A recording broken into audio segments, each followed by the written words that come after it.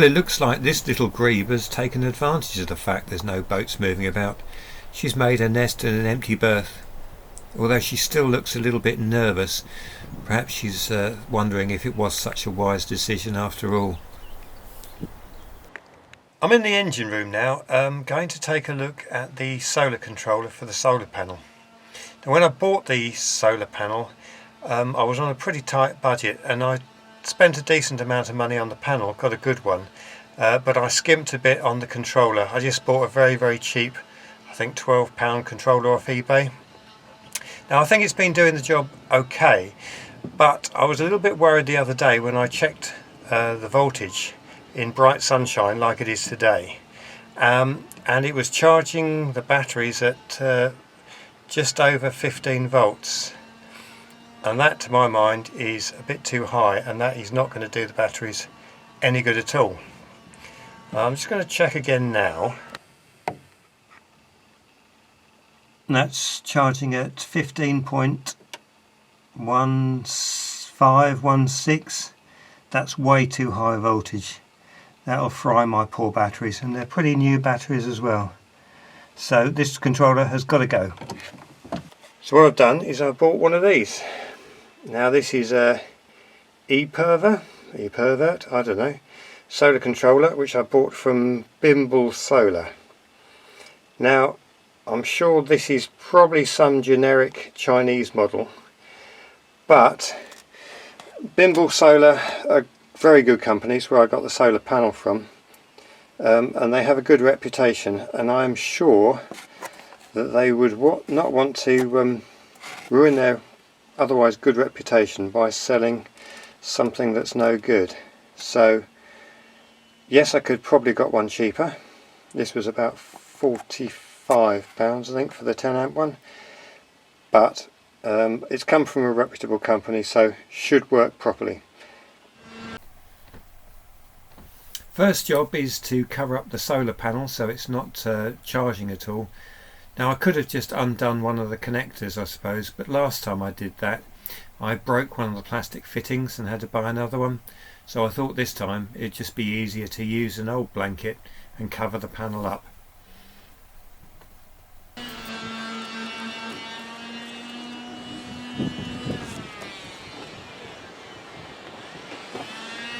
And with the solar panel covered so it's not charging, it's just a matter of removing the wires. First the battery and then the wires to the panel itself.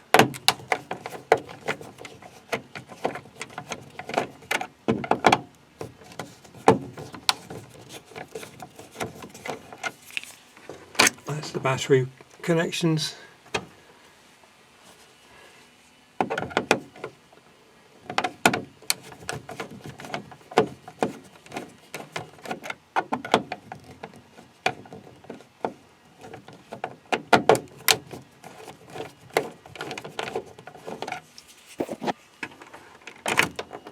And then the wires from the panel. That's the controller mounted in place. It's a bit bigger than the other one, so it wouldn't fit above the porthole, unfortunately. But I had to move it along, but that's still okay. It still gives access to open the hatch for the breakers as well. That's all the connections done. And it's just a question of putting this little cover on, covers up all the wires, and I'll tidy up the wires later. So I think everything's wired up correctly, and I'll go and uncover the solar panel and see what we can see. Oh, and better read the instructions as well. So as far as I can see, all the parameters and everything are factory set. You can alter them, but I don't really see any need to. And as far as I can see, the display then just cycles through various things. 25 degrees, showing the battery is at 100%, probably not very reliable, but good guide. 21.4 coming into the panels, charging at 1.6 amps. So there's 23.3 watts of energy. That's the important bit for me. It's charging at 14.5 volts, which is much better than the 15.1 that it was doing before. The batteries are just about full, and it's a lovely sunny day, so it's not really charging. Oh, gone off. It's not really charging at its maximum capacity. What I might do in a minute is turn loads of things on and see what it runs up to on the charging. But 1.6 amps just to keep it topped up. This here, I believe, means it's charging. The solid light above the battery means it's just about fully charged, and I'm not using the load, so that's on the solid, which is off. Yeah, I'm going to turn loads of things on and then see what happens. Okay, so now I've turned all the lights on. Yeah, and that's now jumped up to 2.3 amps. So yeah, that's putting a bit of energy back in the batteries now. Won't really know until I check it first thing in the morning, after using the lights and stuff all night, or most of the night, and then see what the early morning sun is charging at. But the most important thing is that 14.5 volts rather than the 15.1, which is a battery killer. So previously, like I say, I was on a bit of a budget, and I bought a second-hand 300 watt inverter to give me a bit of power once out and about on the move. It's been absolutely fine. Powers the TV, computer, whatever, perfectly well. Haven't had any problems with it at all. Nice little unit. However, with the prospect of maybe going out for longer cruises, and now I'm running a fridge as well, it was time to buy a bigger inverter. Again, I went to Bimble Solar, simply because they are a good reputable company and wouldn't sell rubbish, and I bought ePerva, which is the same make as the solar controller, 1500 watt inverter.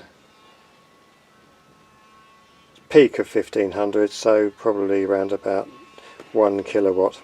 Much more than I need, but it's probably worth having a big one, particularly as the load on the initial load on some appliances can be quite high.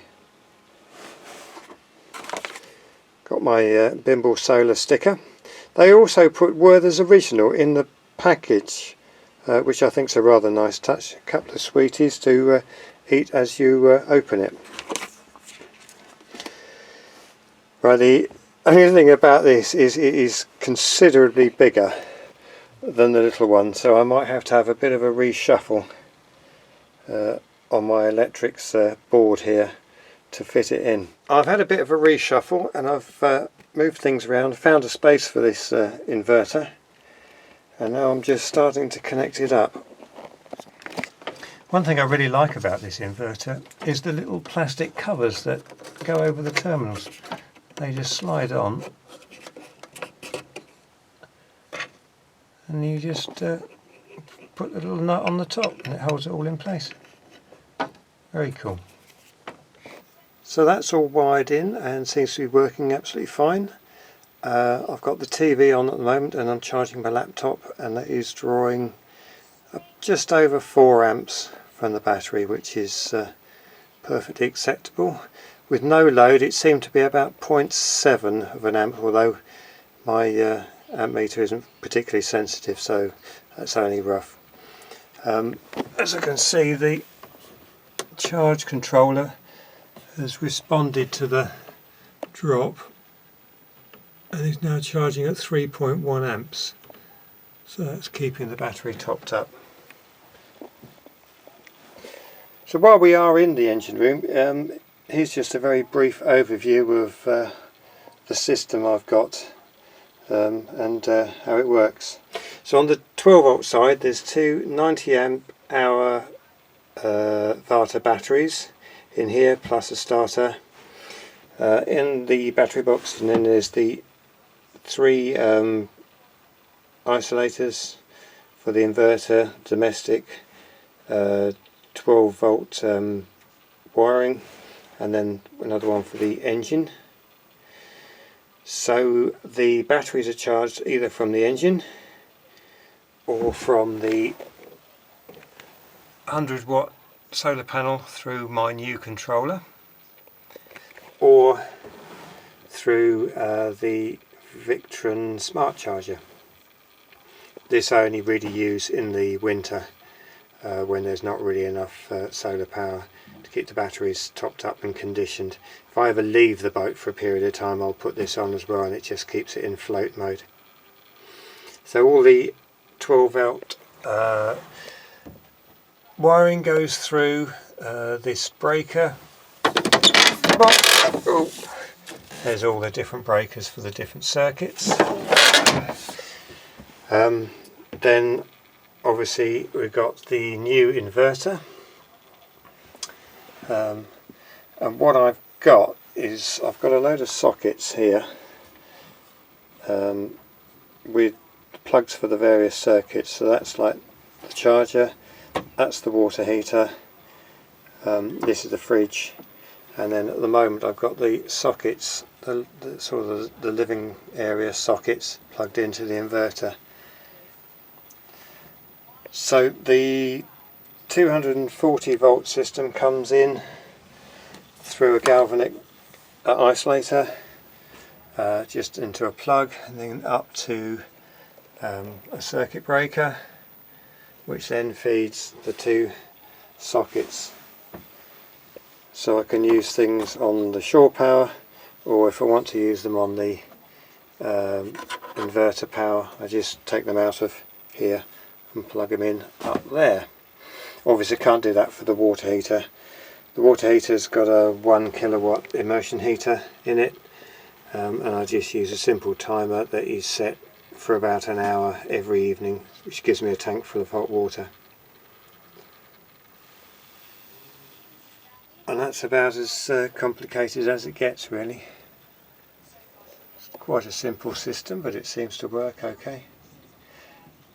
I'm going to be testing various appliances, running it off the inverter over the next few weeks to get an idea of just how many amps they draw, and that way I can gauge what I can and can't use through the inverter. I mean, theoretically it will run everything, including the microwave, but I need to know how many amps it's going to take every time I do that, so that's what I'll do over the next few weeks. But at the moment it's all working, and very happy with that.